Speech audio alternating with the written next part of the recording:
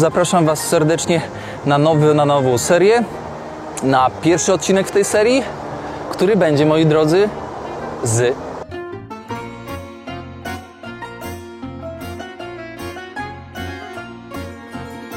Witam Państwa bardzo serdecznie w 18. sezonie, szanowni Państwo, podróży z kierownikiem. Podróży z Jak to daleko. Tym razem zabieram Was w nieco chłodniejsze klimaty, czyli bardziej na wschód, w zależności z której strony patrzycie teraz w monitor. Zaczynamy z serca Podlasia, czyli z Białegostoku, z rynku Kościuszki. Pogoda iście nie dopisuje, niemniej jednak nie jest to nam straszne. Jak widzicie, palto przystosowałem takie, żeby nie było mi zimno, i buty też zmieniłem z sandałów na cieplejsze. Oczywiście kapelusz zmieniony na czapkę, bo cóż innego, ale o tym wszystkim jeszcze Wam opowiem. Zapraszam Was serdecznie na nową serię, na pierwszy odcinek w tej serii, który będzie, moi drodzy, z Białorusi. Ruszamy. Czołem, siema. Pozdrawiamy Białystok, szczęście, powodzenia, pozdrawiamy serdecznie. Trzymajcie się. Czołem. Kulturalna młodzież białostocka, moi drodzy. My teraz się przejdziemy przez rynek Kościuszki. Pokażę Wam kilka miejsc, na które warto zwrócić uwagę, jak tutaj będziecie. Oczywiście tam po lewej stronie macie PSS, żeby dobrze i tanio zjeść i popróbować lokalnych przysmaków. Za mną jest ratusz, który nigdy nie pełnił roli, szanowni Państwo, takiej administracyjnej. Tutaj skupiał się rynek, tutaj sprzedawano zboże, tutaj handlowano różnymi towarami. Dumni z Białegostoku, jak wiecie, tutaj pobierałem nauki, tutaj, że tak powiem, przebiegało moje studenckie życie, po czym wyjechałem do Warszawy też pobierać nauki i szukać siebie. No i rzecz jasna wróciłem tutaj. Z perspektywy czasu mogę powiedzieć, że w życiu jest tak, że człowiek lubi wracać do miejsc, które po prostu najzwyczajniej zna. Czuje się tam bezpiecznie, czuje tam swoją pewnego rodzaju przystań. Rynek Kościuszki w pełnej okrasie. Teraz się odwinę w lewą stronę, żeby zaprezentować Wam punkt centralny Białegostoku w tej jesiennej porze scenerii. Zobaczcie, jak mało ludzi, a jest godzina 10. Troszkę się, że tak powiem, ociągałem z wyjazdem. A tutaj mamy marszałka Piłsudskiego. Tytuł marszałka, szanowni Państwo, przydzielono w Polsce do tej pory 6-krotnie. Ostatni raz ponad 60 lat temu. Rączkę przybijam Józefowi Piłsudskiemu, generałowi wojskowemu, który w 1918 roku pomógł nam, Polakom, odzyskać niepodległość w czasie I wojny światowej, gdzie zaborcami byli Niemcy, Rosjanie, Austro-Węgry. Szanowni Państwo, warto o tym pamiętać, więc Józef, pilnuj Białegostoku. A tutaj z tyłu za nami niegdyś był sierociniec.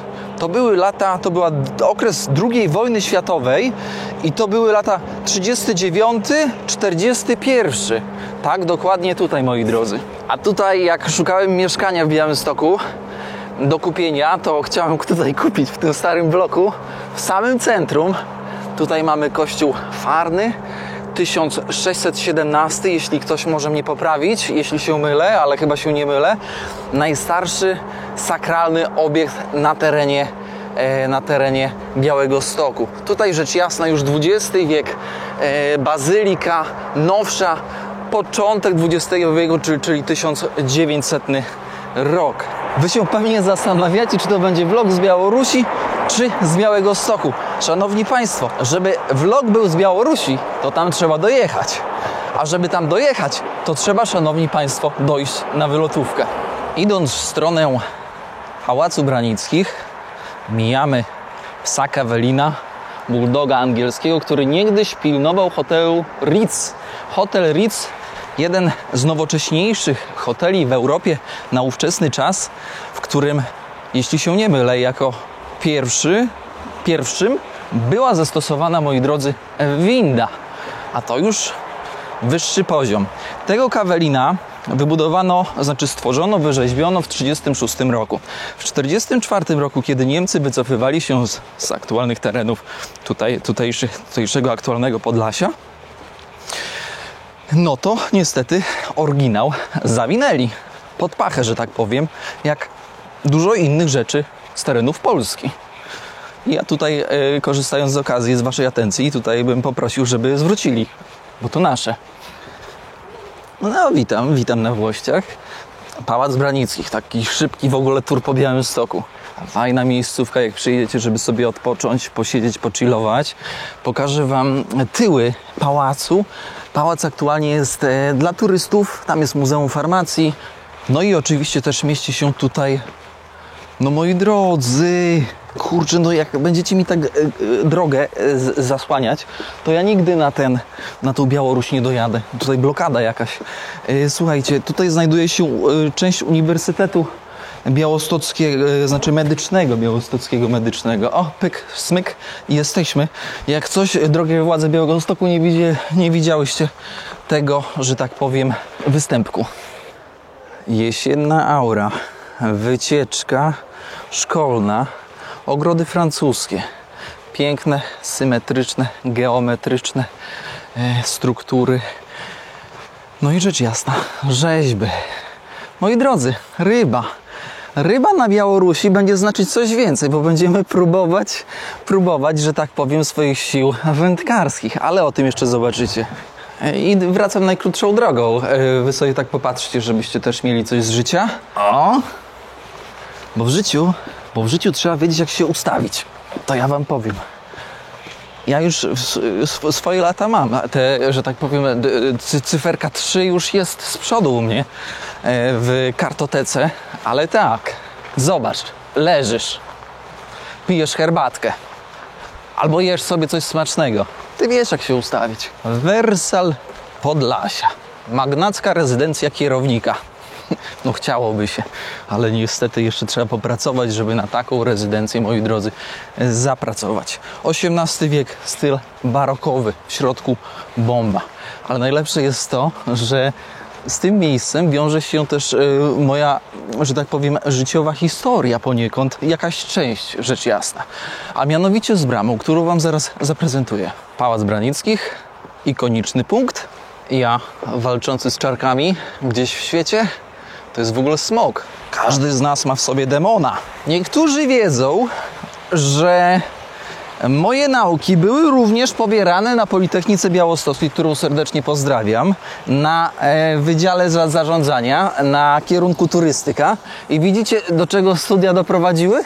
Człowiek jeździ po świecie, zwiedza, opowiada o świecie, robi filmy, no i takie tam, wiecie, co się dzieje, nie?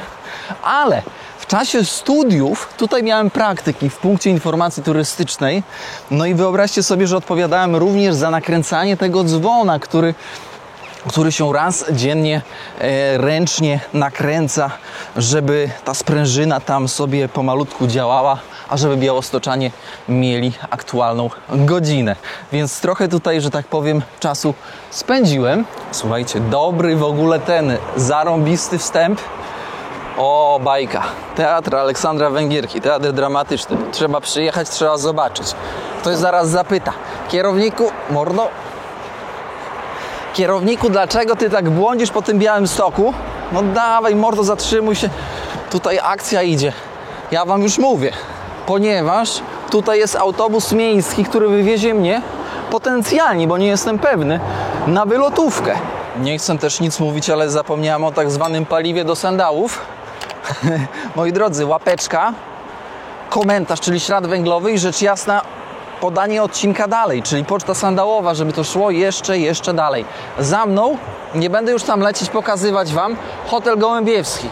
96 rok, pan Tadeusz Gołębiewski chyba najprawdopodobniej otwiera tenże przybytek, największy hotel w ogóle w ówczesnym czasie w Białymstoku, w którym głównie goszczą zamożni ludzie ze wschodu. Rosjanie, Białorusini, ludzie, którzy mają pieniądze, przyjeżdżają po zmianie ustroju inwestować tutaj w Polsce, tutaj na Podlasiu, w Białymstoku. Ciekawa architektura wnętrza. Jak będziecie, zajdźcie, kupcie, moi drodzy, kawkę, posiedźcie tam, zobaczcie, jak tam czas się zatrzymał. Warto. Andrzej wita wszystkich. Słuchajcie, powiem wam, że w szoku jestem. Bilet jednorazowy nieulgowy, bo ja już się nie łapię. Uwaga. Ile? 7,80. Czujecie to? Ile u Was w mieście kosztuje? Kurde, w szoku jestem. Dawno nie jeździłem komunikacją, ale 8 zł za bilet jednorazowy? Dla bogatych.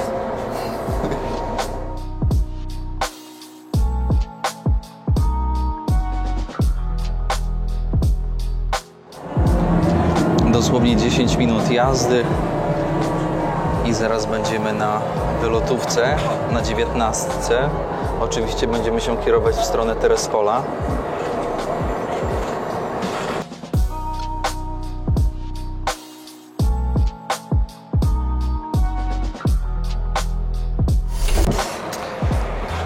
Oni jadą dalej, a my wysiedliśmy na przystanku świętego proroka Eliasza ze względu na to, że o tutaj po prawej stronie jest ów proroka cerkiew.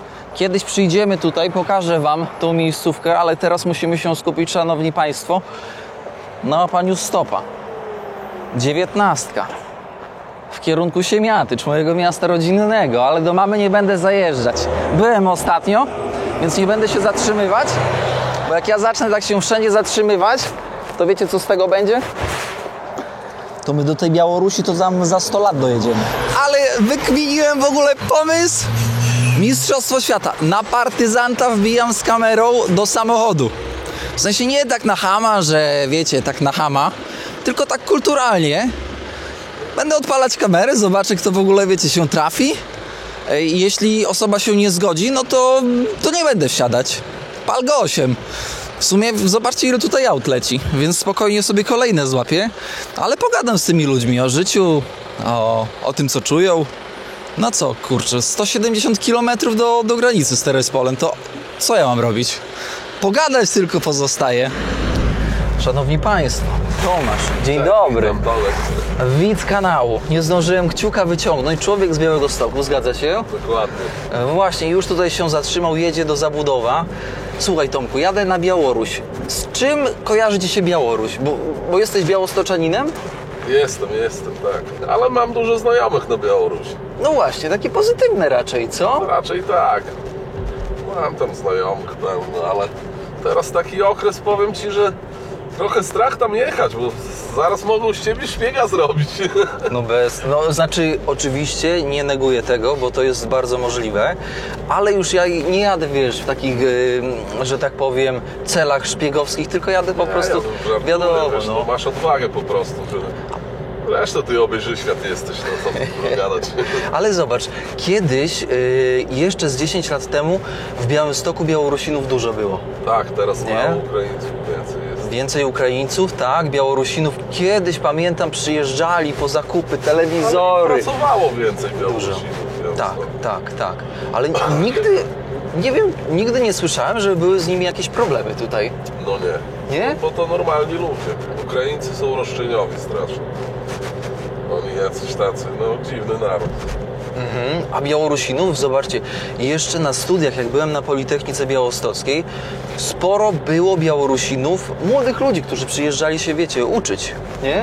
Było widać. Ale ten handel przygraniczny, jak funkcjonował, Nie wiem, co? może też ma wpływ to, że ich ten Łukaszenka nie puszcza za bardzo tutaj.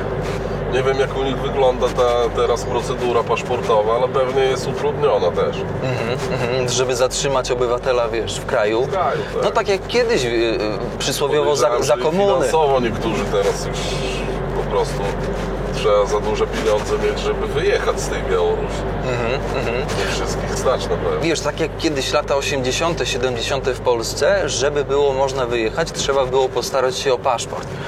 To starsi widzowie na pewno, którzy podróżowali w tamtym czasie, wiedzą, że trzeba się nagimnastykować, jakieś zaproszenia, wiesz, to też na pewno kosztowało. Tomek, prowadzisz działalność gospodarczą. Tak. I jesteś fachowcem. Robisz Zajmuję się tam spawaniem, ślusarką głównie. Wykonuję tam balustrady różne, ogrodzenia. Sam robisz wszystko? Robię sam, no pomaga mi brat trochę, ale w większości sam, no staram się coś tam działać. A powiedz, ciężko jest ze znalezieniem rąk do pracy? Dobrych ludzi do pracy ciężko jest znaleźć. U nas jest taki problem, że alkohol jest problemem przede wszystkim. To jest taki podstawowy problem znalezienia odpowiednich ludzi do pracy. Czyli przychodzi delikwent do pracy już wcięty. Albo w pracy się Albo gdzieś w tam. pracy, no różnie to bywa, ale no, ja nie lubię. No, nie mówię, że ja tam nie popijałem też, ale w tej chwili nie piję w ogóle alkoholu i tak patrząc z boku ani ta praca nie idzie po alkoholu, ani to jest dobrze zrobione, ani dokładnie. Wszystko na odwal, trzeba poprawiać, to taka praca to nie ma sensu najmniejszego. Oczywiście. Fajnie, że się zatrzymałeś, Tomku, ale z tym alkoholem nie idzie w parze odpowiedzialność, nie? Dokładnie, no. To jest podstawa, no można wypić, można wszystko, ale nie w czasie pracy to jest. No jak chce się...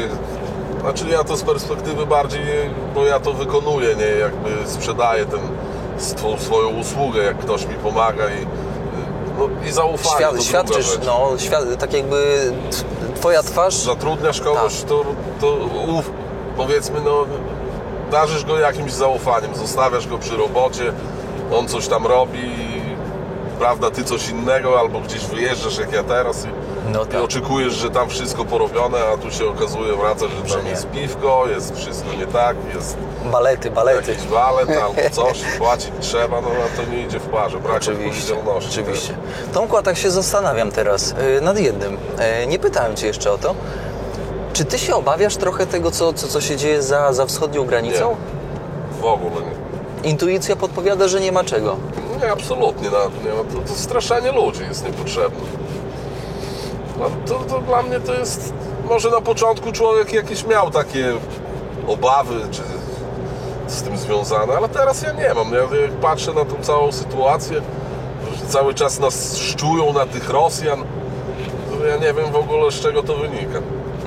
Znaczy bardziej z polityki, bo tam ludzie, ja podejrzewam, też jeździsz, widzisz różnych ludzi na świecie, to tylko i wyłącznie politycy nas w te szambo wpychają.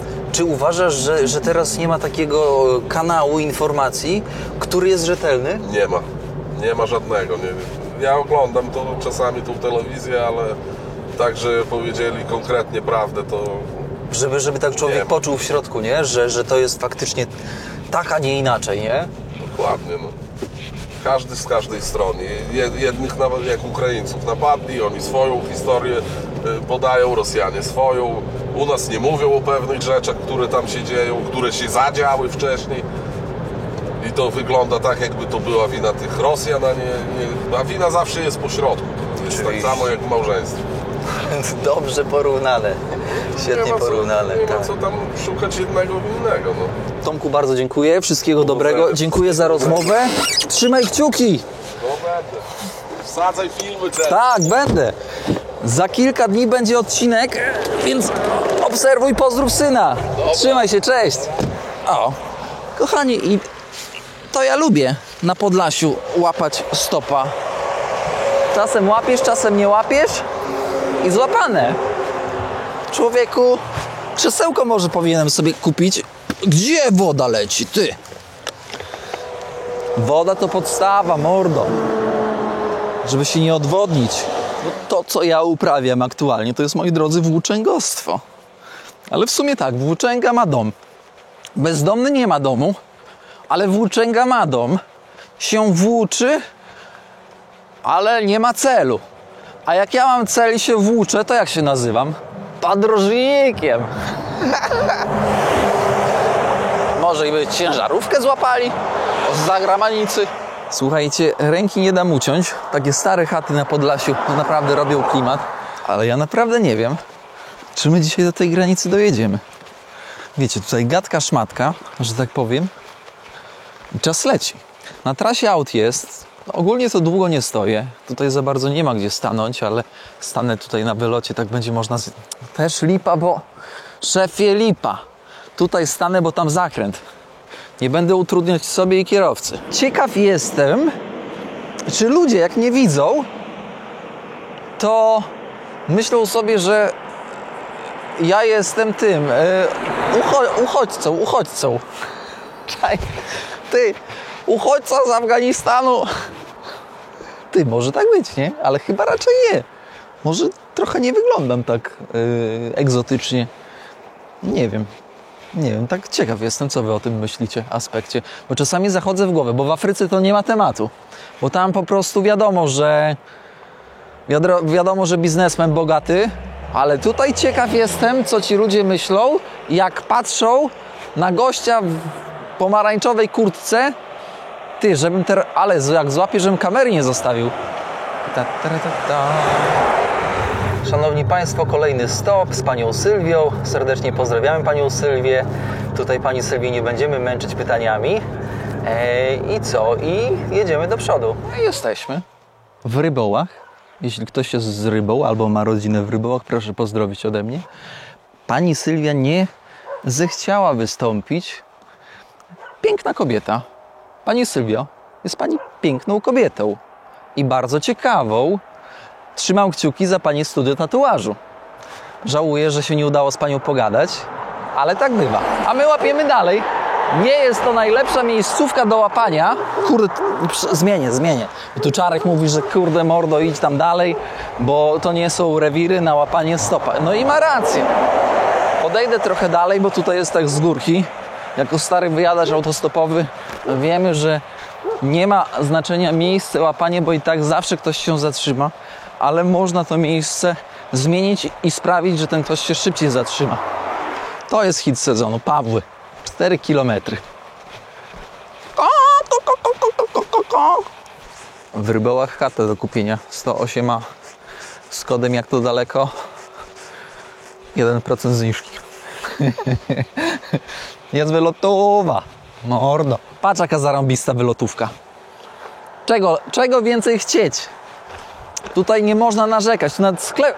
Proszę bardzo, sklep firmowy. Takiego Mercedesa to byśmy opylili za 25 000 w Senegalu. Powiem tylko jedno, że tutaj nie ma co wydziwiać i wybrzydzać, że ten nie chce rozmawiać, ta chce rozmawiać, ten nie chce, ta chce, bo tutaj nie ma zbyt dużego wyboru, jeżeli chodzi o łapanie stopa. Holender. Lipa totalna. Mały ruch. Dawno tędy nie jechałem, bo przeważnie jak jeżdżę samochodem to przez Wojszki właśnie, ale nie sądziłem, że będzie aż tak słabo.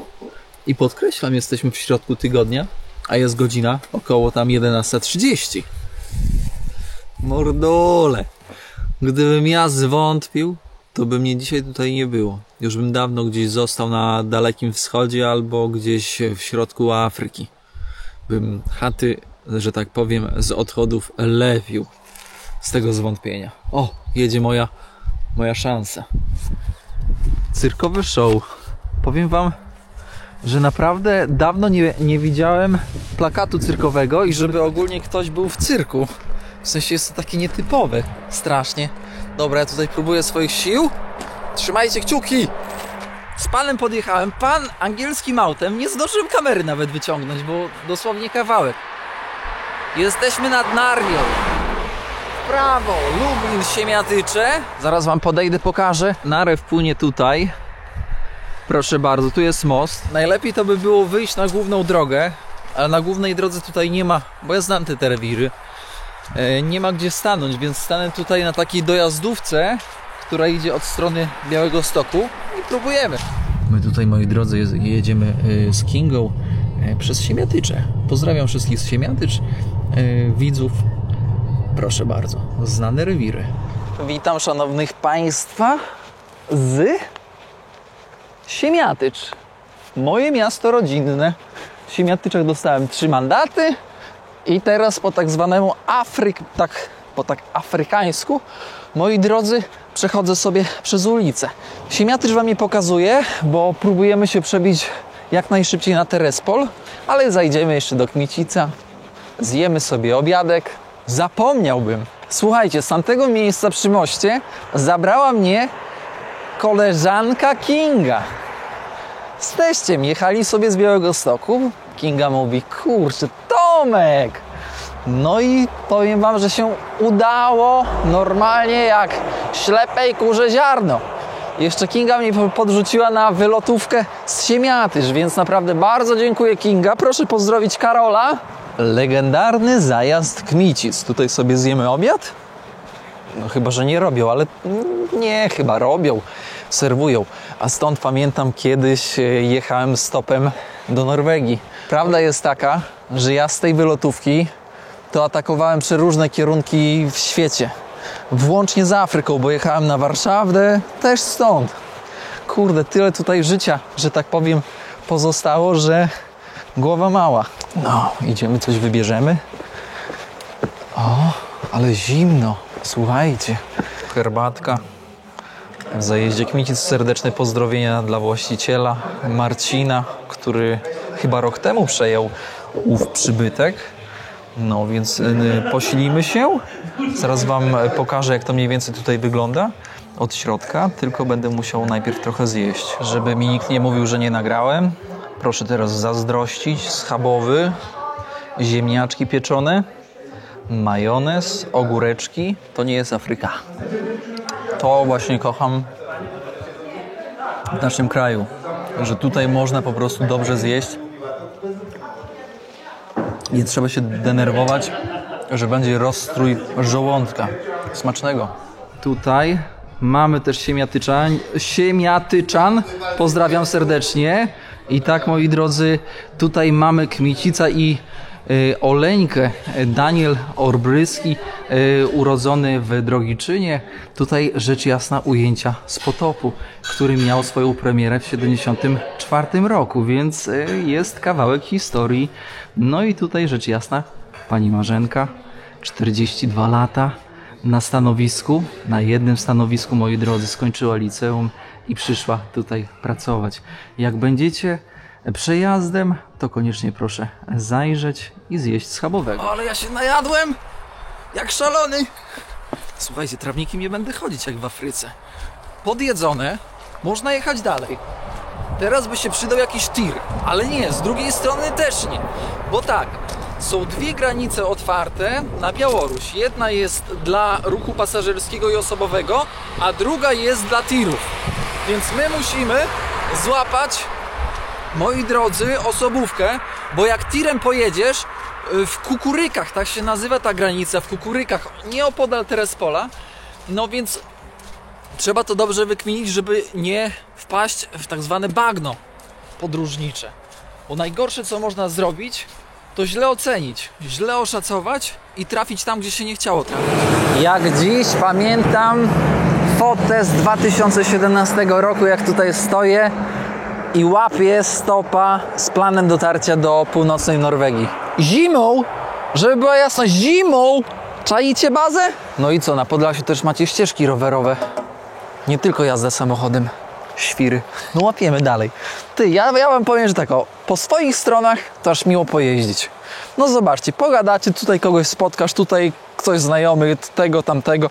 Ja może powinienem całkowicie zmienić koncept jeżdżenia po świecie na jeżdżenie po swoich stronach. Na tą stronę? Kolejne auto. Jesteśmy w Sarnakach. Jedziemy na Lublin i powiem wam tak. No ja już się od Białegostoku już minęły 4 godziny i nie jest tak łatwo znaleźć kierowcę, który będzie chciał wystąpić. Albo namówić kogoś, też nie jest to takie proste. Bo ja tak wiecie, no nie mam za dużego wyboru. Jak mi się zatrzymuje kierowca, to go pytam. Jak jest pozytywny odzew, no to działam. Jak nie ma pozytywnego odzewu, to po prostu no nie działam. Powiem wam tak, kończymy odcinek. O, cerkiew tutaj w Sarnakach. Tutaj jakiś pustostan. Ja idę tutaj na wylotówę. Ty, na Lublin. Ale powiem wam, że jak te miasta wyglądają jesienią, takie opuszczone. No i jest klimat. Jak na kierownika przystało przy chacie sołtysa, będziemy kończyć, moi drodzy, odcinek ze względu na to, witam serdecznie, ze względu na to, że po prostu ilość materiału przerosła mnie do tego punktu, a wiem też, że no, nie można tego ciągnąć w nieskończoność, bo jak odcinek będzie trwał, nie wiem, z 2 godziny, no to wy nawet nie wysiedzicie, że tak powiem. Więc bardzo wam dziękuję za tą drogę. I moi drodzy, w kolejnym odcinku będzie szturmowanie granicy Polska-Białoruś. No mam nadzieję, że dojadę dzisiaj jeszcze. No nie przesadzajmy. Znaczy, że dzisiaj, ale wy dojedziecie w kolejnym odcinku, więc nie wiem, jak będzie na granicy. Mam nadzieję, że mnie przepuszczą, bo nie mają podstaw, żeby nie przepuścić. Baćka Łukaszenko może nie nagadał po ostatniej wizycie mojej na Białorusi, więc może nie będzie tak źle. Szanowni Państwo, łapeczka, komentarz i rzecz jasna podanie odcinka dalej pomaga tylko i wyłącznie sandałom, które odpoczywają w domu, żeby szły dalej. No ale są trzewiki to się chyba fachowo nazywa. Słuchajcie, bądźcie ze mną, subskrybujcie kanał, bo jedziemy na Białoruś. Białoruś 2. No i dajcie koniecznie znać w komentarzu, czy odcinek się podobał. Taki mieszany, taki fajny. Lubię taki styl. Ty. A czemu ja tędy idę? Czemu ja nie łapię stopa? Gadka, szmatka i się zagadali. Dobra, trzymajcie się. Wszystkiego dobrego. Ja tam powinienem przy sołtysie stanąć, łapać stopa, a nie tutaj świrować. Czołem.